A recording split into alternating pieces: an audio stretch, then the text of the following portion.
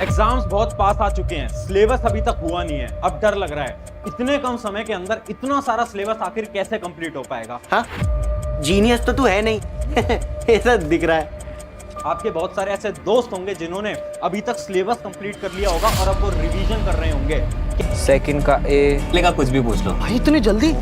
इसके बाद का कुछ भी पूछ लो। क्या ऐसी कोई ट्रिक है, क्या ऐसी कोई टेक्निक है जिससे कि कम समय के अंदर बहुत सारा सिलेबस कवर किया जा सकता है? बच्चे ने भले पढ़ाई नहीं करी हो पूरी साल।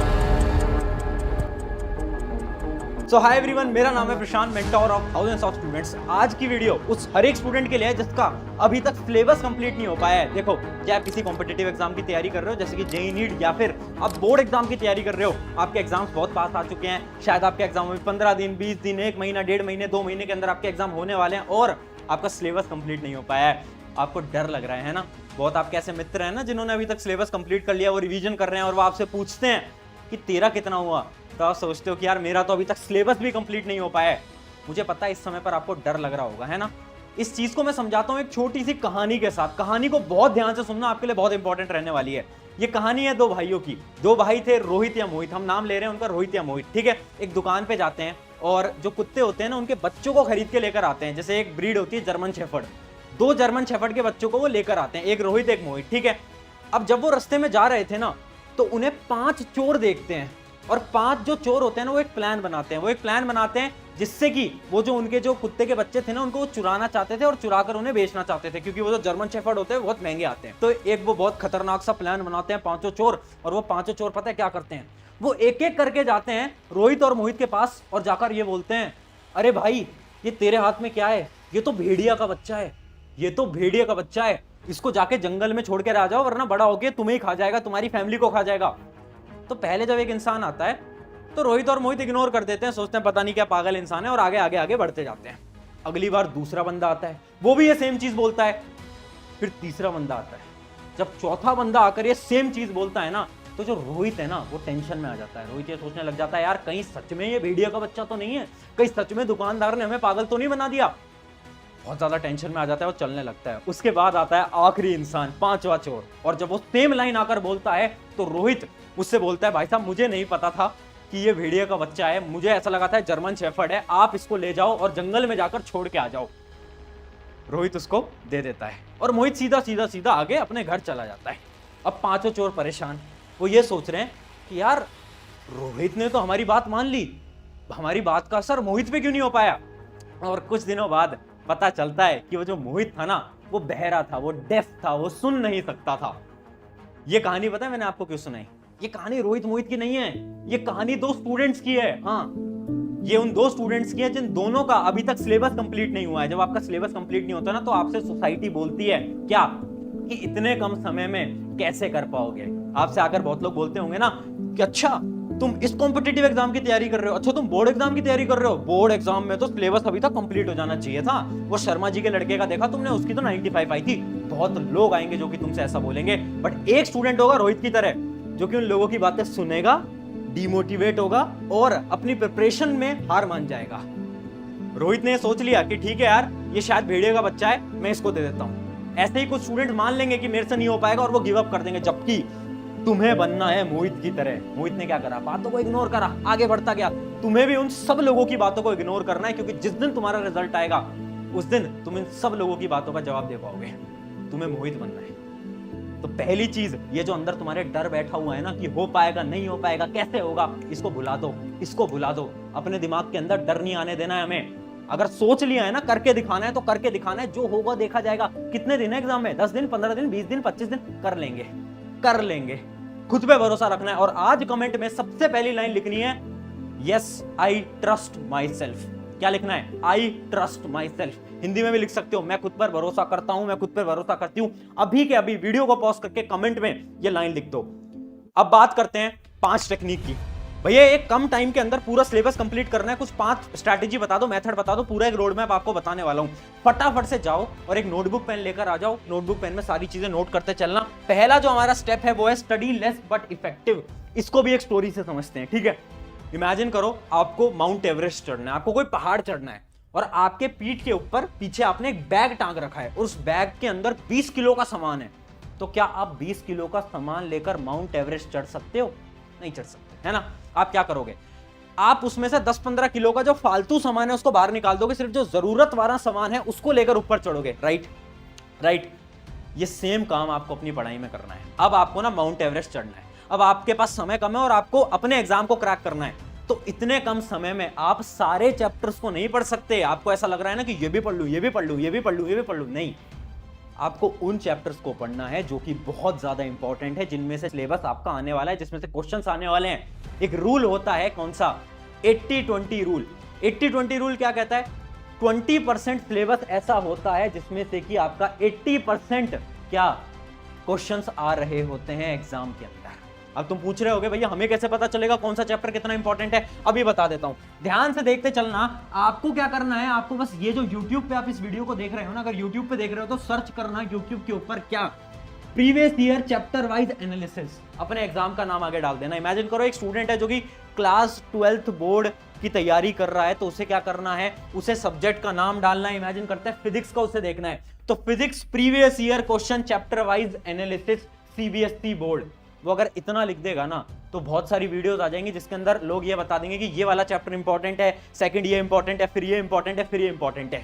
आपको क्या करना है, आपको सबसे पहले इंपॉर्टेंट चैप्टर को करना है। जैसे कि इमेजिन करो आपके फिजिक्स में है 10 चैप्टर। अब जब आप प्रीवियस ईयर क्वेश्चन देखोगे ना तो आपको पता चलेगा अच्छा ये 7 चैप्टर इंपॉर्टेंट है, ये 3 चैप्टर इंपॉर्टेंट नहीं है।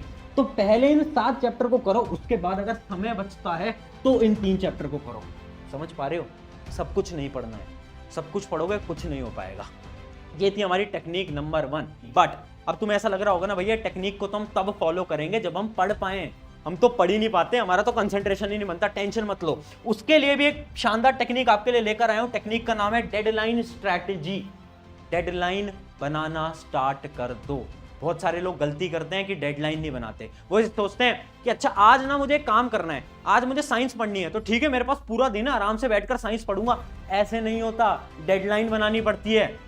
अच्छा मुझे एक बात बताओ, कितनी बार तुम्हारे साथ ये हुआ है कि तुम एक लेक्चर देख रहे थे, इमेजिन करो लेक्चर था 2 घंटे का, ठीक है 2 आवर्स का लेक्चर था, आपने उस लेक्चर को देखा 1.5x पे, इतने पे आप देखते होगे, और 1.5x पे देखने के बाद भी आपको लग रहे हैं इस लेक्चर को देखने में 3 घंटे। कितनी बार हुआ है? कितनी बार हुआ है? होता है ना। ये क्यों होता है? ये इसलिए होता है क्योंकि आप कंसंट्रेट नहीं कर पाते।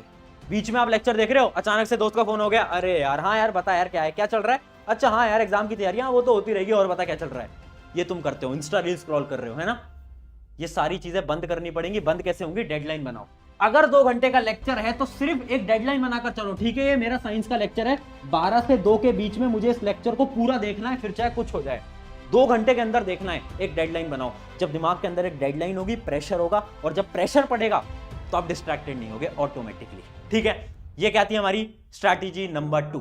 अब तीसरी चीज के बारे में बात करते हैं। तीसरी चीज ये है ना कि भैया ये सारी चीज हम फॉलो तो कर लें, बट समय कहाँ है, हमारे पास टाइम ही नहीं होता। पूरे दिन भर तो हमारा हम पढ़ाई में निकाल देते हैं, ये करने में निकाल देते हैं, वो करने में निकाल देते हैं। मेरे दोस्त समय तुम्हारे पास है, बट तुम अपने समय को खराब कर रहे हो बहुत सारे कामों में। कैसे काम? अभी दिखाता हूं। सबसे पहला काम है don't waste your time in notes. Note making सबसे बड़ी गंभीरता, सबसे बड़ी बेवकूफी, सबसे बड़ी मूर्खता। बच्चे क्या करते हैं ना, एग्जाम आ रहे हैं 15 दिन में, क्या करेंगे? नोट्स बना रहे हैं लेक्चर से देख देख के। क्यों? और नोट्स बना भी रहे हो तो इतने सुंदर सुंदर बनाने की क्या जरूरत है? मैंने बहुत सारे ऐसे स्टूडेंट्स देखे, स्पेशली मैं यहाँ पर लड़कियों की बात कर रहा हूँ, ऑफेंड मत होना मेरी बात से, बट मैंने बहुत सारी लड़कियों को भी करते हुए देखा है एग्जाम कुछ दिनों में, और बहुत सुंदर सुंदर सुंदर सुंदर सुंदर सुंदर सुंदर नोट्स बना रहे हैं। धीरे धीरे धीरे धीरे अपने समय को खराब मत करो। नोट्स अगर बना रहे हो तो ऐसे बनाओ कि सिर्फ तुम पढ़ पाओ। किसी भी टॉपर के नोट्स उठाकर देखना, एक्चुअल टॉपर, ये 10th बोर्ड 11th बोर्ड वाले टॉपर की बात नहीं कर रहा हूं मैं, और मैं कर रहा हूं यूपीएससी जैसे एग्जाम के टॉपर्स के नोट्स देखना, जेईई एग्जाम के टॉपर्स की देखना, नीट एग्जाम के टॉपर के देखना। वो पता है इतनी गंदी राइटिंग के अंदर अपने नोट्स बनाते हैं ना कि केवल वही पढ़ पाए। क्यों? क्योंकि उन्हें पता है नोट्स बनाने में अपना समय खराब नहीं करना होता। तो अगर आप नोट्स बना रहे हो जल्दी जल्दी बनाओ, जैसी राइटिंग में आ रहा है वैसे बनाओ, कोई जरूरत नहीं है 4 पेन से लिखने की, कोई जरूरत नहीं है, ठीक है। ये थी हमारी स्ट्रैटेजी नंबर 3, अपना टाइम खराब नहीं करना है नोट्स बनाने में आखिरी के समय पर। अगली बढ़ते हैं हम 4th नंबर स्ट्रैटेजी, जो कि है शॉर्ट टर्म गोल स्ट्रैटेजी। देखो एक एग्जांपल से समझाता हूं। इमेजिन करो 1 जनवरी, साल का पहला दिन। बहुत सारे लोग ना रेजोल्यूशंस लेते हैं, मतलब कसमें वादे, खुद से एक झूठे कसमें वादे खाते हैं। ठीक है, इमेजिन करो आपको ना फास्ट फूड की बहुत एडिक्शन है कि आप ना डेली बर्गर पिज्जा बाहर का खाना खाते हो। अब 1 तारीख को आप खुद से एक वादा करते हो कि पूरे 1 साल तक मैं एक भी बर्गर या एक भी पिज्जा नहीं खाऊंगा या खाऊंगी। अब मुझे बताओ कितने % चांस है कि आप पूरे साल तक इसको फॉलो कर पाओगे? 1% चांस भी नहीं। पूरे 1 साल कैसे कर पाओगे? नहीं कर पाओगे ना। इसका क्या मतलब है? ये टेक्निक ही बेकार है। ये जो लॉन्ग टर्म रेजोल्यूशंस लोग लेते हैं ना, ये टेक्निक ही बेकार है। टेक्निक क्या है कि हम ये बोलें कि अगले एक महीने तक अगर मैं डेली बर्गर खाता था ना, मतलब मैं महीने के 30 बर्गर खाता था ना, तो अब मैं 1 महीने में केवल 5 ही बर्गर खाऊंगा। फिर अगले महीने एक और रेजोल्यूशन ले लूं कि अब मैं 5 बर्गर भी नहीं खाऊंगा, अब मैं केवल 3 बर्गर खाऊंगा। अगले महीने अब मैं 1 ही बर्गर खाऊंगा, अगले महीने में 1 भी बर्गर नहीं खाऊंगा।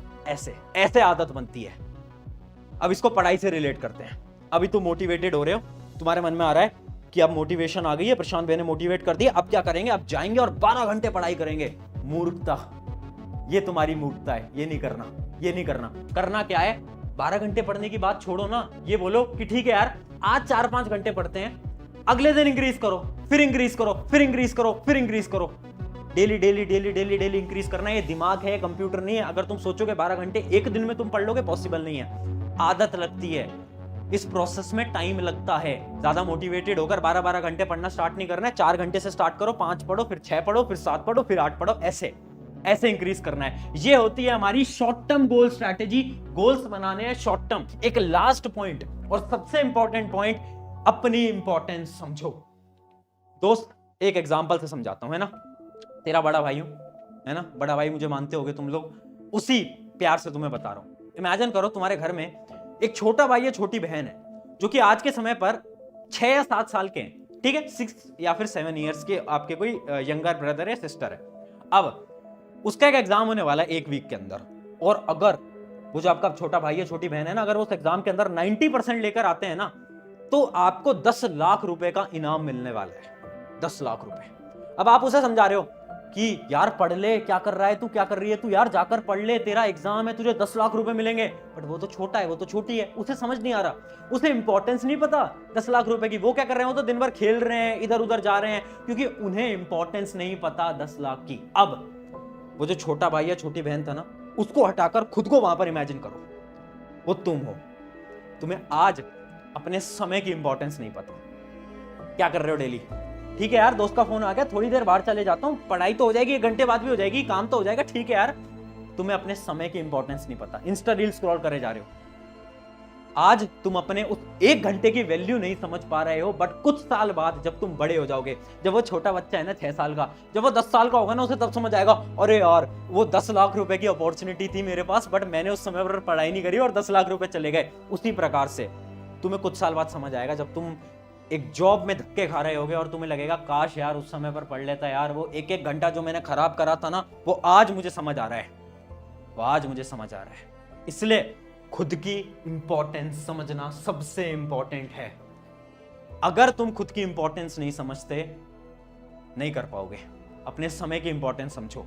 अपने समय को अपने दोस्तों पर अभी खराब मत करो। कुछ समय एग्जाम के पे फोकस लगा दो, उसके बाद समय अपने दोस्तों को देते रहना, उसके बाद समय अपने मोबाइल फोन को देते रहना, उसके बाद समय ये जो तुम YouTube पे व्लॉग्स देखते हो, इसको देते रहना। कौन मना कर रहा है यार? ये कुछ समय खुद को दो, खुद की पढ़ाई को दो। आई होप ये जो 5 पॉइंट थे आपने कहीं ना कहीं लिख लिए होंगे, और वो जो कमेंट मैंने करने को आपको स्टार्टिंग में बोला था, आई ट्रस्ट माई सेल्फ, वो वाला कमेंट आपने लिख दिया होगा और आपको कुछ ना कुछ सीखने को मिला होगा। जाओ यार, एग्जाम फोड़ो, एग्जाम में आग लगाकर आनी है। अब चाहे समय कितना भी कम है, हमें उस मोहित की तरह बनना है। याद रखना, हमें रोहित नहीं बनना है। लोग बोलेंगे, बोलने दो, हमें मोहित बनना है और हमें जीत कर आना है। ऑन दिस नोट, शुक्रिया एवरीवन। मेरा नाम है प्रशांत। अगर वीडियो अच्छी लगी, चैनल सब्सक्राइब करना है, करिए, नहीं करना कोई दिक्कत नहीं है, बट अपने एक मित्र के साथ इस वीडियो को शेयर कर देना ताकि उसकी भी मदद हो पाए। शुक्रिया एवरीवन, मिलते हैं नेक्स्ट वीडियो के अंदर।